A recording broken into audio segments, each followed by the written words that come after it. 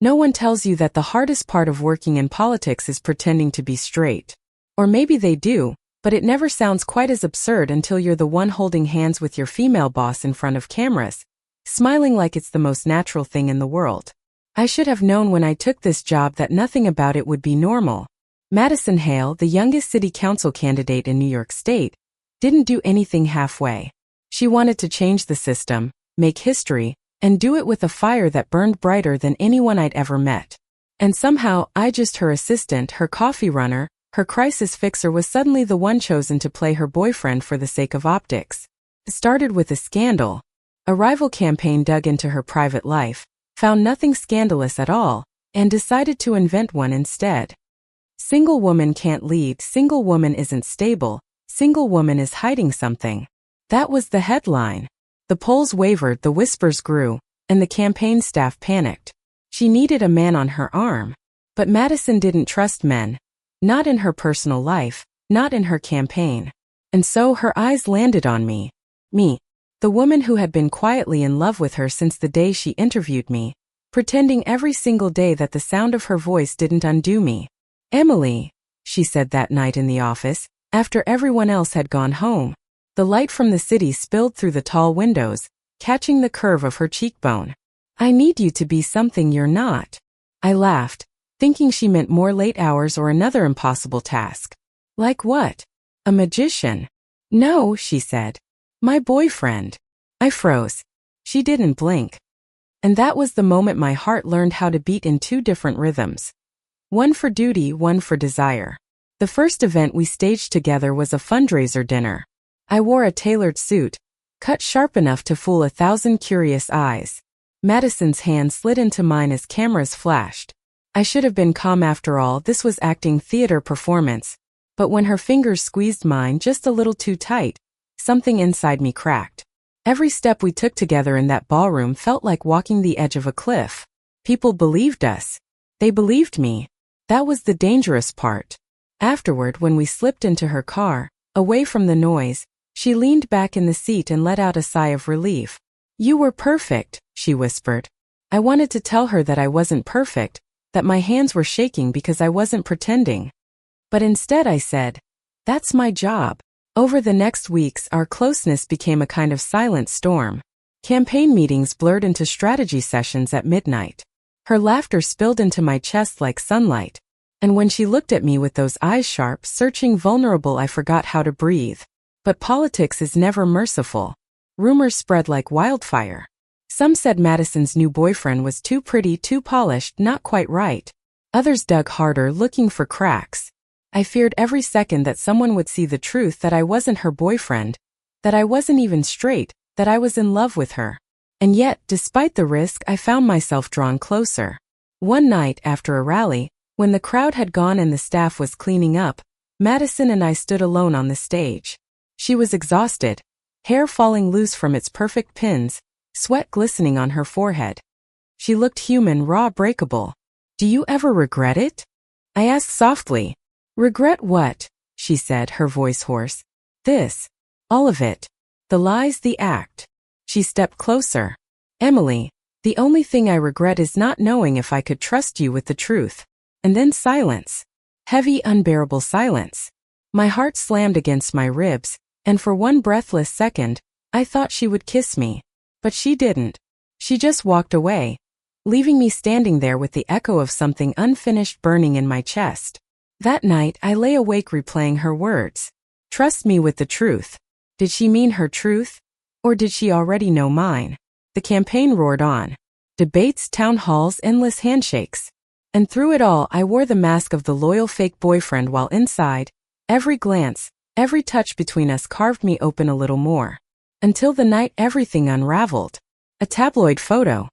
A blurred shot of me late at night standing too close to Madison in her office. Our heads bent together, our hands brushing. "Candidate's boyfriend, not who he seems," the headline screamed. The campaign manager went ballistic. "This could ruin everything," he barked. "We can't afford a scandal. Madison, you need to distance yourself immediately." But Madison didn't flinch. She looked at me, her eyes steady, fierce. "No," she said.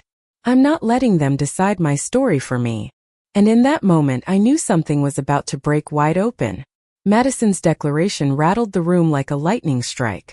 The campaign manager sputtered, the interns exchanged nervous glances, but she didn't waver. Her gaze held mine, and for the first time since this charade began, I saw her not as a candidate, not as my boss, but as a woman standing at the edge of something terrifying and beautiful. We left the office that night without another word, both of us carrying the silence like a secret too fragile to speak aloud. The city outside was loud, sirens, traffic, late-night chatter, but inside her car, it was just us. I felt her hand brush mine on the gear shift, not by accident, not tonight. And I knew, whatever came next, there was no turning back. 2 nights later, Madison called a press conference. The team tried to stop her, begged her to let it die down, to spin the story, but she stood tall behind that podium with cameras flashing and reporters shouting. I stood off to the side, my chest tight, terrified and proud all at once. She began with policy, steady and firm, the way she always did. Then, with a pause that seemed to stretch forever, she said, "I've been told that honesty is a liability in politics. That people don't want the truth, they want the version of you that fits their expectations. But if I'm asking the people of this city to trust me, then I can't live in lies." The room went silent. "My relationship is real," she continued. "And so is the person I love. It's not about optics. It's not about strategy. It's about my life. And I refuse to hide it." Gasps rippled through the room. Some reporters leaned forward eagerly, others shook their heads. I felt my throat close as she turned slowly, deliberately toward me. "This is Emily. She's not my assistant. She's not my fake boyfriend. She's the person who's been by my side through every battle. And she's the person I love." For a heartbeat, the world stopped. Then the questions exploded, voices clashing over one another. Scandal, bravery, outrage, inspiration. I didn't hear a single word of it. All I heard was my name on her lips.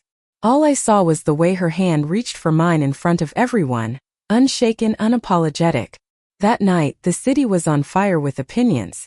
Social media split in two, half calling her courageous, half calling her reckless. The campaign hung in the balance, but for the first time in months I didn't feel like we were acting. For the first time we were real. The fallout was brutal. Donors pulled out. Some volunteers quit. But then, something unexpected happened. People began showing up at rallies, not just the usual crowds but new faces. Young women with pride flags, older couples holding hands, parents bringing their kids. They weren't just there for policy anymore. They were there because Madison had stood up and refused to hide. In the final debate, her opponent tried to use it against her.